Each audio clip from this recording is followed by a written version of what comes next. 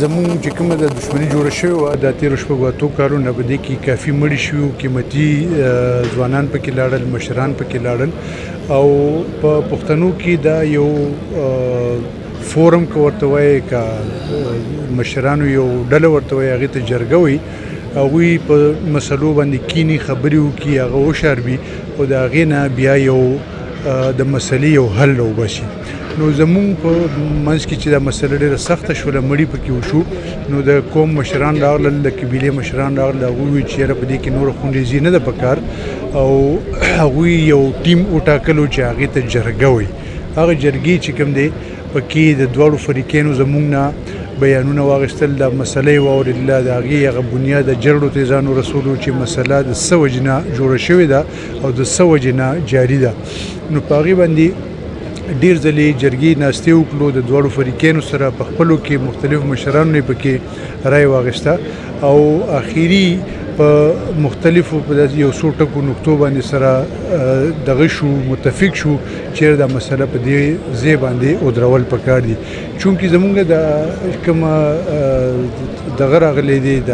دښمني که ورته وایي که بد ټکې دی، بدي او دښمني دا چې کوم راغلی د بل فریق چې کوم دی دا هم زمونږ د تره زامن دي، زمونږ مشران به سره یو ځای کېناستل، پاڅېدل، زمونږ مړی ژوندی سره یو ځای و. نو مونږ کوشش دا وکړو چې اوږه ښکته کړو او مونږ دا خبره امن ته بوځو. نو هغې په وجه باندې څه خبرې داسې وي چې هغوی پکې اوږه ښکته کړه، په ځینې خبرو کې مونږ اوږه ښکته کړه او د جرګې په کوششونو باندې دا خبره یو ځای ته ورسېدله. جرګه چې کومه ده هغه په پښتنو کې عموماً او په قبایلو کې بیا خصوصاً دا یو ډېر مضبوط فورم پاتې شوی دی چې څومره مسلې راځي، که هغه د افرادو په منځ کې وي، که هغه د خاندانونو په منځ کې وي او که هغه د قومونو په منځ کې وي، د هغوی په منځ کې دا مشران کیني، هغوی واک اختیار واخلي یا خبره واوري او هغوی بیا د قوم د دستور د روایاتو او د چې کوم هلته مروجه قانون وي د هغې مطابق هغوی په هغې کې خبرې وکړي او دواړه فریقین په ځینې شریکو خبرو باندې سره متفق کړي او مسله ورته حل کړي. جرګه چې کومه ده د دې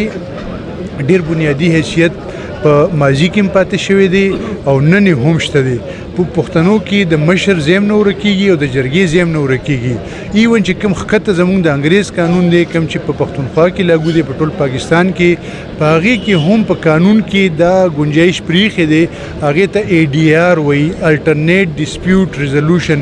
مطلب د ریګولر قانون نه علاوه په بله طریقه باندې مسله حل کول. هغې کې یو فورم جرګه هم ده. نو جرګه بنیادي اهمیت لري او د جرګې په کوششونو باندې زموږ دا مسله یو ځای ته ورسېدله. دانش صاحب په اخري کې دا پیغام پښتنو په نورو سیمو کې، په نورو پښتنو کې یا خصوصا زموږ په افریقي قوم کې نور هم داسې شخړې او دښمنیان لري، هغې ته څه پیغام ورکوي؟ زه خو دا وایم چې په تاریخ کې تاسو وګورئ په ټوپک باندې او په جنگ باندې مسلې نه حل کېږي. مسلې که همیشه وارد شوي دي هغه د مذاکراتو په میز باندې د خبرو په ذریعه باندې حل شوي دي. زمونږ د مسله د خبرو په ذریعه باندې حل شوه، اگر چې ډېر تاوان پکې وشولو او د نورو خلکو دپاره، د ټولو پښتنو دپاره او د قبایلو دپاره او په هر ځای کې زما دا پیغام دی چې ټولو پښتنو ته خپلې شخړې، خپلې مسلې، خپلې ستونزې د خبرو په ذریعه باندې حل کول پکار دي، نه چې د ټوپک په ذریعه، نه چې د وینې په ذریعه، نه چې وینې تېرېدو په ذریعه باندې. ډېره مهرباني.